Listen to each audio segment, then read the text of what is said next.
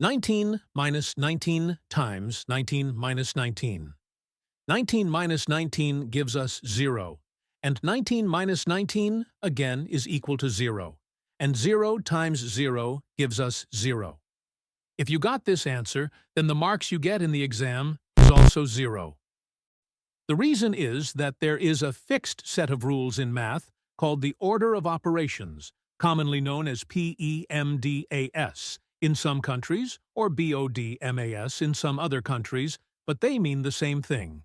In this rule, the letters P or B stand for parentheses or brackets, E or O stands for exponents or order, M and D stand for multiplication and division, and A and S stand for addition 12 and times 12 subtraction. gives us 144. First, we have to solve for parentheses. So, we have 12 minus exponents, 144 minus 12. or division.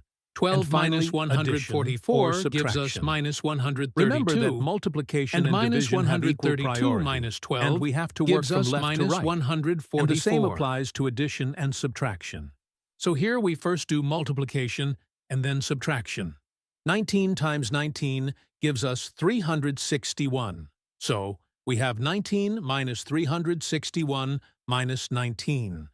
19 minus 361 gives us minus 342, and minus 342 minus 19 gives us minus 361. And this is our final answer to this problem.